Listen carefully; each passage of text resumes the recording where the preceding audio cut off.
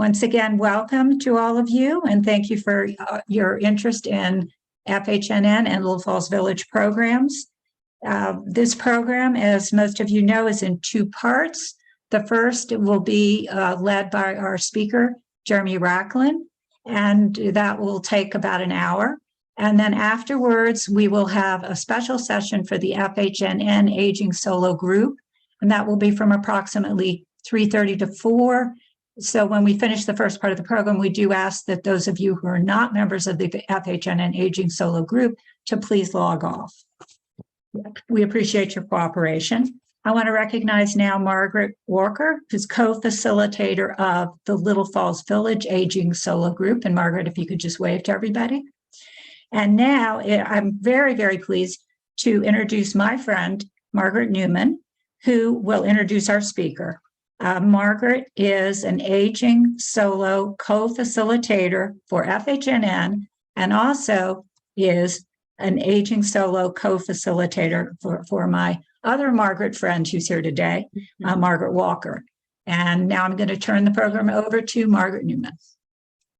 First, I also want to recognize my co-facilitator, Joan Lewis, who I know is here, and Joan is out about the community quite a bit. So if anybody has questions about aging solo, she would be a very good person to approach.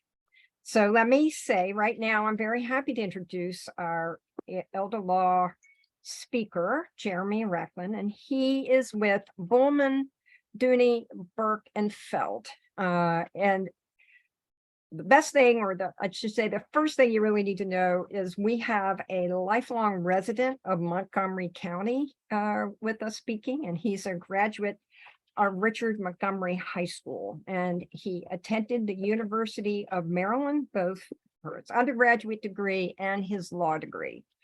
He's currently living in Brookville with his wife and family.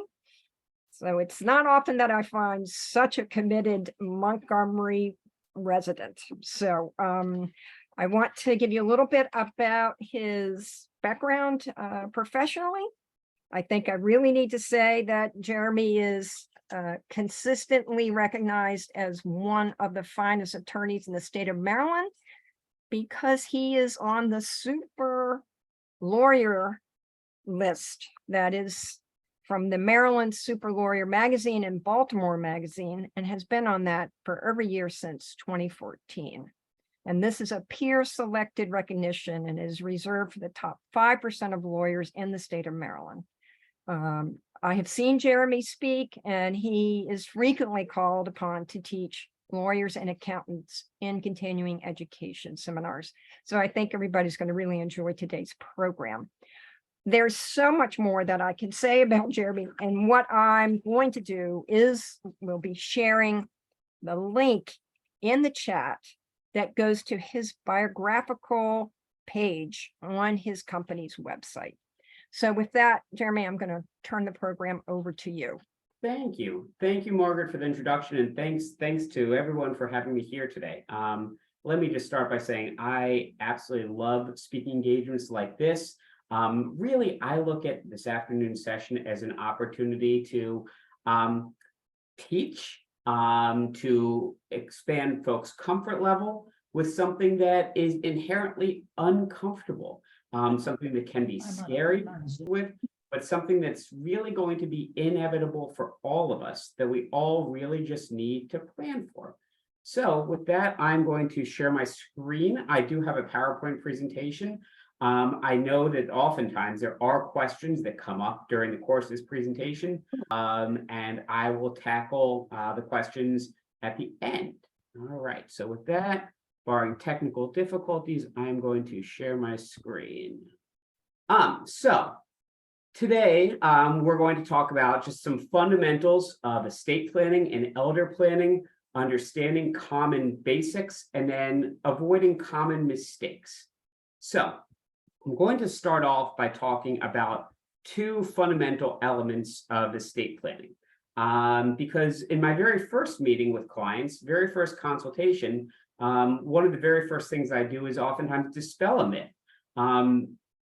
Nearly everyone who comes to see me knows they're going to be talking about, all right, I'm going to be planning for who's going to inherit my assets after I die and who's going to be in charge of that. And that's going to be done through a will or a trust. But what many folks don't realize is that an essential element of every single estate plan is planning for incapacity. In addition to post-death planning, we want to plan for incapacity through powers of attorney, and we do. And we'll talk about powers of attorney first. Fundamentally, powers of attorney are documents that ensure that if we become incapacitated, either temporarily or permanently, we have somebody who's vested with the requisite legal authority to represent us. So that's one part of estate planning. The second part of estate planning is that post-death planning.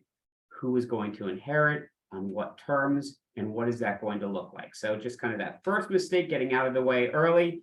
It's not just about making a will or a trust when we do estate planning. It's always about that incapacity planning as well. Now, we're going to start by talking about these power of attorney documents. And the first is what we're going to talk about medical decision making through the use of an advanced medical directive. An advanced medical directive is a document that really comprises of two parts: a healthcare power of attorney and a living will. Now, the healthcare power of attorney is a document where you appoint an individual as your healthcare surrogate, and your healthcare surrogate essentially stands in your shoes when you are unable to speak for yourself with respect to medical decision making. So what sorts of decisions might a healthcare surrogate make? In truth, it's everything, every type of question, every type of decision that you might have to make at the doctor's. If you were able to speak for yourself, everything such as placement, surgery, treatment, everything relating to your body and your person and your medical care falls within the ambit of your healthcare surrogate. That's the universe of decisions that a healthcare surrogate acting under a healthcare power of attorney can make. Now, oftentimes, what we struggle with are the next two bullet points. Who should I appoint? And can I have co-healthcare surrogates? And honestly, when I tell folks about this part of estate planning, I tell folks that the documents themselves are the easy part. Where I earn my fee is really the counseling part in terms of who should I appoint and can I have co-healthcare surrogates and talking through these things. So for starters, you are going to, when you sign one of these documents or when you prepare one of these documents, you are usually, in fact, almost all the time, we have somebody appoint an initial healthcare surrogate as well as at least one backup healthcare surrogate. The thinking being, if your initial healthcare surrogate can't be reached, or you prepared this document 10 years ago and that person is now no longer with us, we want this document to have continuity. So we have at least one backup. Now, who should be appointed? Really, it's somebody, I advise folks, has the ability to be calm in a time of great emotion and a time of great crisis. These documents are not used on a good day. These documents are used in a stressful time and an emotional time. So I talk to folks about appointing someone who you know can be level-headed, can be objective, but also who you feel, and this is kind of one of these hard decisions, knows you, knows your objectives, and will act consistent with your objectives. Can I have co-healthcare surrogates? And should I have co-healthcare surrogates? I get asked this question a lot by clients who have more than one adult child, and they feel like they're going to hurt feelings by leaving one out. It's a very, very, very common feeling amongst my clients. In truth, I don't believe that co-healthcare surrogates are the best idea unless you know that objectively, the people who you're appointing as co-healthcare surrogates can collaborate, cooperate, play nice in the sandbox unquestionably. Nothing gets these documents more in a situation of conflict when there's already conflict than having co-healthcare surrogates who disagree. That can tee things up for a court fight. And that's the whole purpose of having these documents is to avoid that. So I tell clients all the time, you know your family better than I ever will, and perhaps co-healthcare surrogates are exactly fine. Your kids will be fine. My inclination is against it, but if you're comfortable with the folks who you want to name and feel comfortable that they can behave together and cooperate together, that's maybe just fine. Who should I give a copy to? Very, very, very common question that's asked. A primary care physician should absolutely have a copy of this document, as well as your living will. That is, and as far as giving a copy to your healthcare surrogate, I think for younger folks who are having these documents prepared, I generally advise against giving copies of these documents out because you're more likely to change them over time. But for folks who are relatively set in their planning, it may be a good idea to give a copy out. But at a minimum, you should let the folks who are named in these documents know where they can find the documents. Now, finally, what if I don't have one?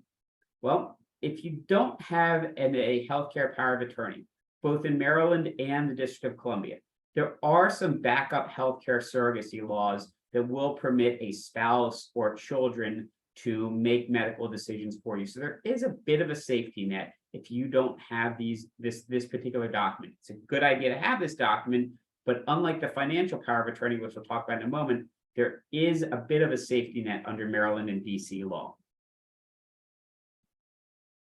Next up is the MOLST form, or DC calls it the MOST form. So the living will component of the Advanced Medical Directive is essentially kind of the 30,000-foot picture of your goals and objectives about end-of-life care. The MOLST form really deals with nitty-gritty and specific medical procedures, whether you would want them or not want them at the end of your life. Such things as intubation, CPR, things of that nature. Because of the medical nature of this document, I, and no other attorney for that matter, can complete this document with you. Only a physician or healthcare professional can complete this document for you. Now, your healthcare surrogate, if you are incapacitated, can actually complete this document on your behalf. So that's another reason why it can be very important to make sure that the person who you appoint as your healthcare surrogate really understands your goals and objectives. This document, unlike the living will, because the living will is really more goals and objectives, I guess the best word to use, it's a little bit more vague, a little bit more broad. This document is specific, deals with specific medical procedures, and it is binding on healthcare professionals. Most of the time, if you go into the hospital, this is one of those forms that if you are able to, they will complete this with you.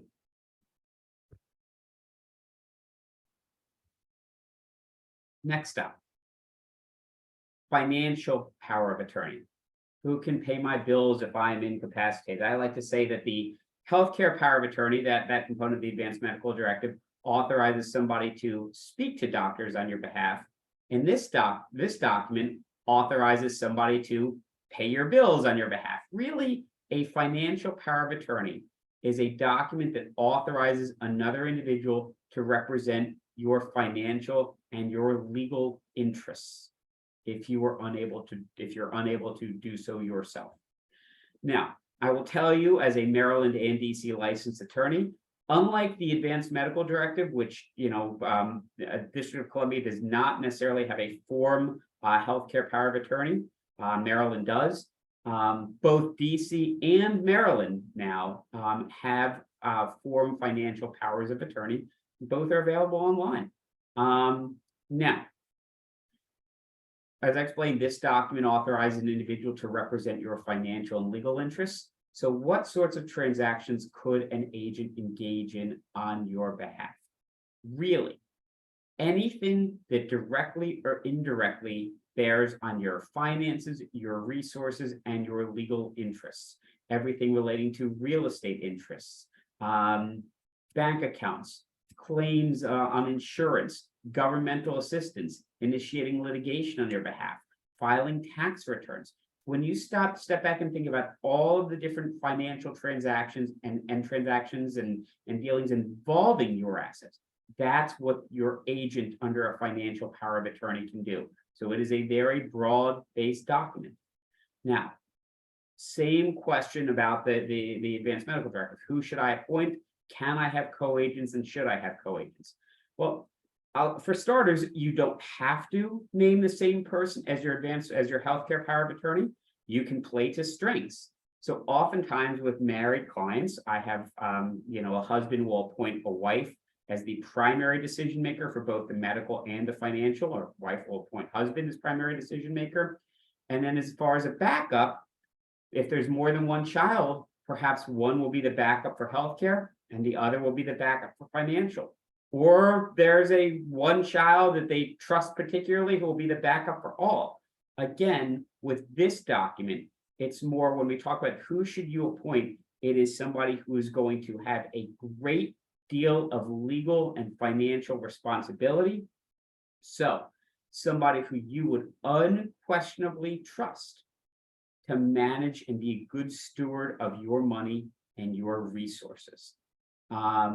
Now, you can have co-agents like on the other form, but should you have co-agents? And you're going to hear me say roughly the same thing.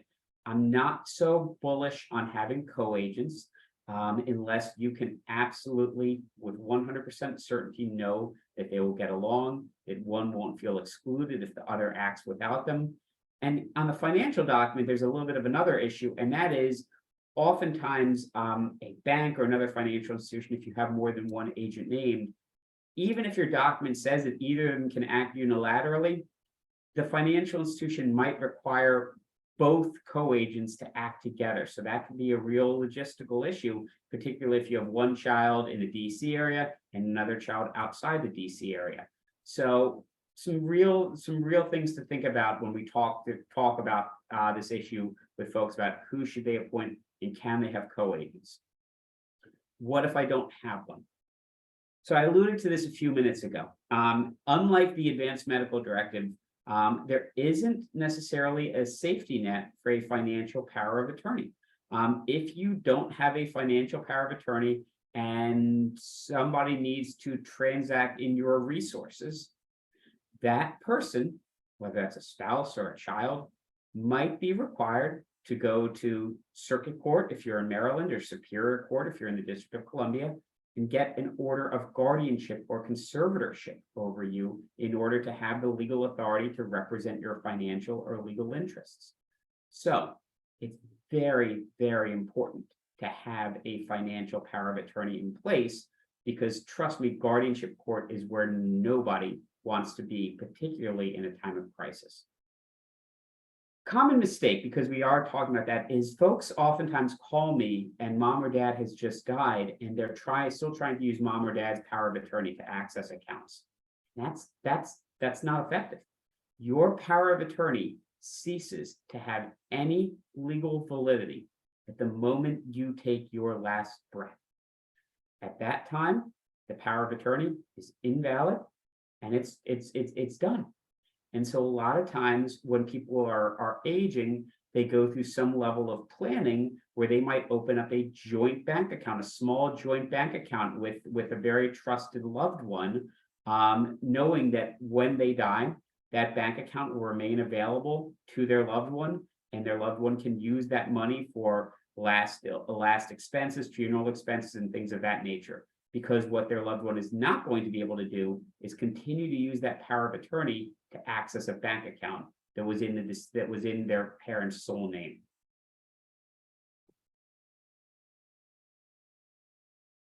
All right, now we're switching gears, moving out of powers of attorney and moving towards post-death wills, the administration of estates, and things of that nature. So, probate. So there are presentations out there where people will absolutely put the fear of God into folks about probate, and they'll stress about how you need to do absolutely everything you can to avoid probate. I start off by saying, what is probate? So probate is the administrative process under the supervision of the Register of Wills, both in Maryland and DC, where assets that are part of your probate estate are inventoried, accounted for, and ultimately distributed in accordance with what your will says. And if you don't have a will, in accordance with default law of inheritance. Now, probate, depending upon the assets at play, it's not, where the assets are relatively straightforward, a house, some pretty easy bank accounts. Probate is not, I think honestly, it's an experience that my clients would, prefer to avoid, but it's not something that I think needs to be feared. It's an administrative exercise, to be sure, but by retaining the right professionals to help you through it, you can get through it pretty easily. But the first common mistake about probate is this. Many folks assume that everything that they own is going to go through the probate process when they die. But the good news is that actually most of your assets may avoid probate. And here's why.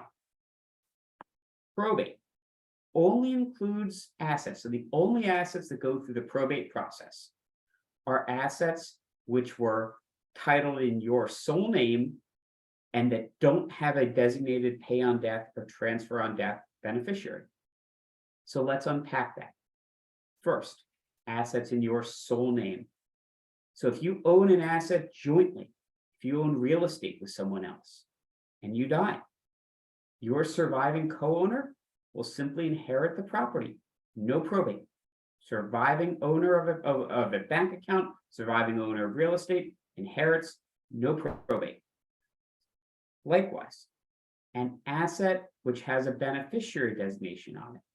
Oftentimes that includes retirement account, life insurance, brokerage accounts. The beneficiary designation form on file actually acts as a will for that specific account and basically says that the designated beneficiary will file proof of the owner's death and be able to claim the account. So again, probate usually is relatively limited in scope, particularly when the first spouse dies, because when the first spouse dies, commonly assets, all the household assets are owned jointly, and each spouse has designated the other as the pay on death or transfer on death beneficiary.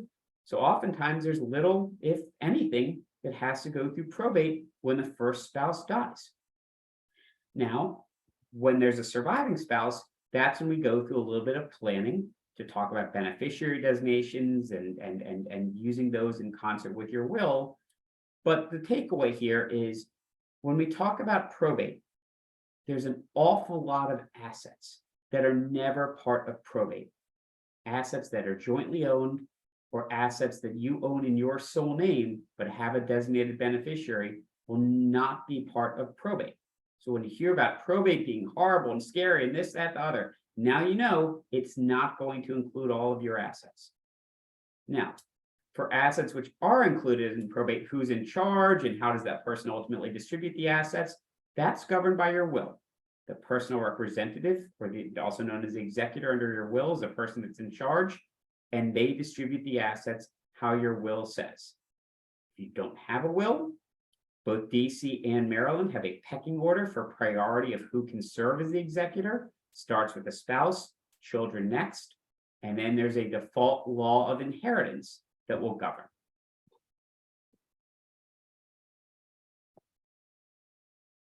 All right, I like to talk about requirements of a will and then kind of reviewing documents. So thing to keep in mind is each state differs, but common mistake or misperception in Maryland and DC is that your will has to be notarized. Not true. Neither jurisdiction requires your will to be notarized. What is required is your will needs to be signed in writing, signed in the presence of 2 adult witnesses, and everybody has to see each other sign. So you have to see the witnesses sign and the witnesses have to see you sign. Now, it is a best practice in Maryland for the witnesses to not be a beneficiary under your will. In the District of Columbia, If the witness is a beneficiary under your will, the witness forfeits their interest under the will. So, best practice for Maryland and DC, have someone who's not a beneficiary be the witness. Now, oftentimes, our Bowman Dooney, the firm that I chair our estate and trust group at, we've been around for 85 years. The estate and trust group has been around for over 40. I certainly haven't been practicing for 40 years, but my point is we work with a lot of folks in reviews of their documents. And what are we looking at when we're reviewing existing wills and powers of attorney? Well, we're looking at who is nominated as the personal representative, as the initial agent, as the initial healthcare surrogate, and as the backup. Are these people still fit to serve?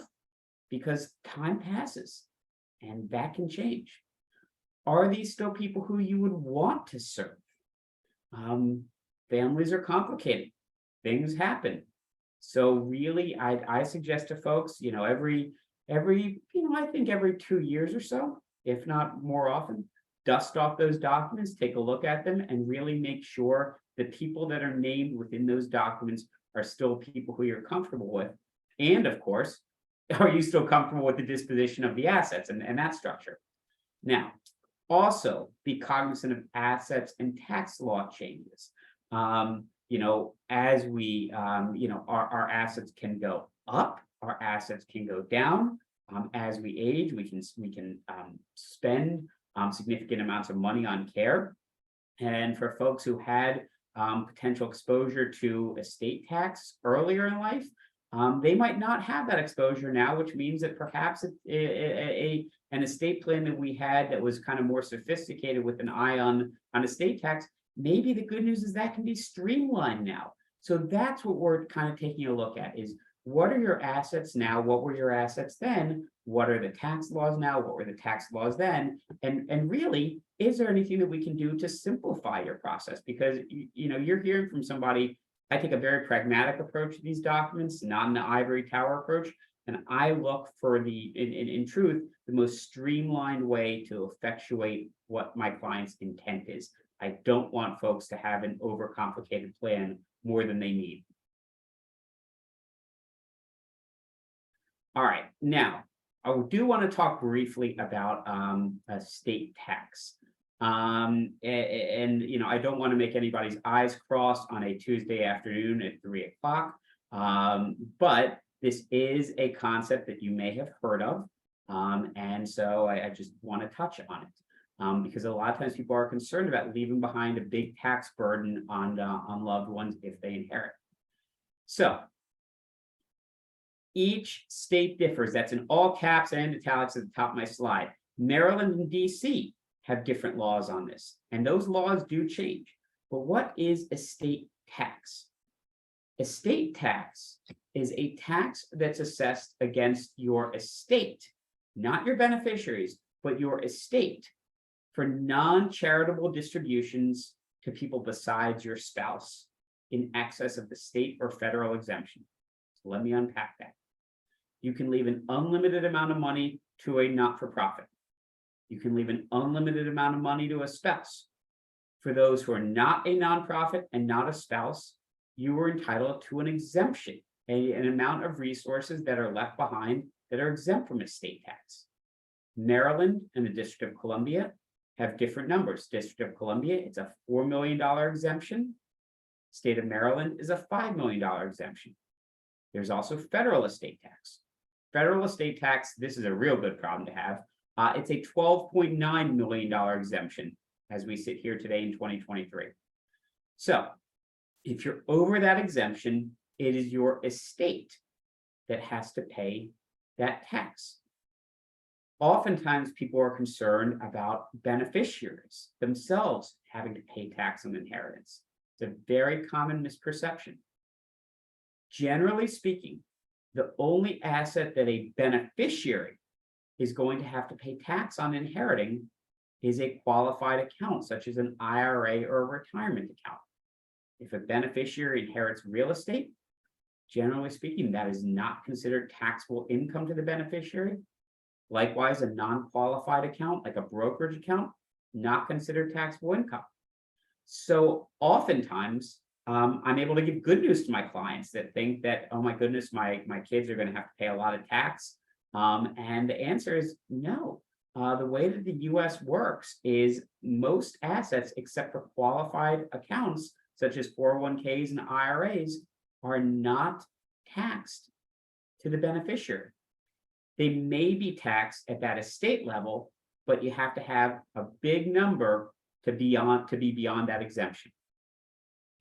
Now, the assets that are counted against your taxable estate, that $4 million or $5 million number, or that, or all of the assets under your control. So we're talking about real estate, retirement accounts, insurance policies, brokerage accounts. Basically, if we look at a financial statement and kind of the entire asset column, that's what we're looking at when we're trying to figure out what is someone's taxable estate. So again, point number 3, a lot of times people assume that only their probate assets are counted for estate tax purposes, and that's not true at all. All of your assets, not just your probate assets, but your non-probate assets, those joint accounts, those accounts that pass for beneficiary designation. If it's yours and it's under your control, it is counted against your taxable estate. Now, the reality is, this is a problem, or not a problem, it is a good problem, and is a problem that impacts a very small percentage of my clients. I mean, we're talking about substantial figures here. $4 million in the District of Columbia, $5 million for state of Maryland tax, and $12.9 million for federal tax. There is potential flux in estate tax law. I point this out simply because it is a political football. We have a presidential election next year. This was a major issue in 2017. There may be changes depending upon the outcome of the 2024 election at the federal level. State law seems pretty well settled at this point, both in DC and Maryland. DC had a change back in 2020, but the big change on my horizon as a planning attorney is a potential change to that federal exemption. All right, so my last slide before I open it up for questions is just 5 other big estate planning mistakes with a lawyerly caveat that if you interview 100 attorneys, you might get 526 different mistakes. Mistake number 1, please do not keep your original estate planning documents in a safe deposit box. There's actually an interesting article by Michelle Singletary in the Washington Post this past weekend about estate planning and wills, and one of the things that she talked about is where to keep these documents, and specifically not to put them in a safe deposit box. That can create a real chicken and egg situation. The reason being, oftentimes the person who will have access to your safe deposit box is the personal representative or executor of your estate. But in order to be appointed personal representative of your estate, they need the very document that's in that safe deposit box. So I tell folks it's a good idea to either keep documents someplace safe at home, a safe or a file cabinet.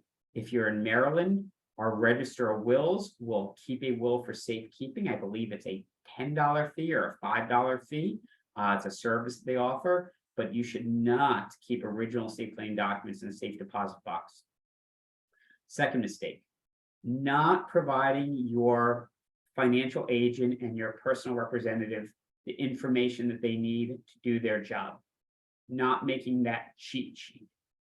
I recommend to my clients when at the signing appointment, it's kind of my typical list of recommendations after we sign, to make a list of all of your assets. It doesn't necessarily have to be balances, but what accounts do you have? What bank? Is there a designated pay on death beneficiary? What bills come out each month? What day of each month? What insurance policies do you have? What are your passwords? Email, iPhone, things of that nature. Picture you being in an unanticipated accident. You can't speak for yourself, and an agent, a financial agent who may or may not have any idea of what you have, suddenly is thrust into the position of managing your financial affairs. Their life will be so much easier if you make that cheat sheet for them. It's never going to be perfect. It's never going to have 100% information, but any information is better than zero information. Mistake number 3, taxes, probate, and powers of attorney do vary by state.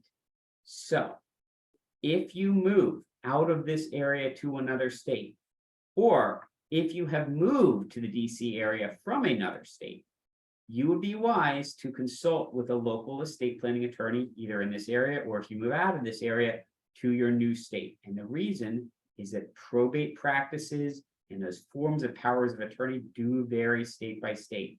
There's a very significant probate process that's available in the District of Columbia that's not available in Maryland, and it's unique to the DC Superior Court. So if you have moved to DC from another jurisdiction, odds are your will, and you have to opt into this in your will, odds are your will doesn't have that opt-in in it.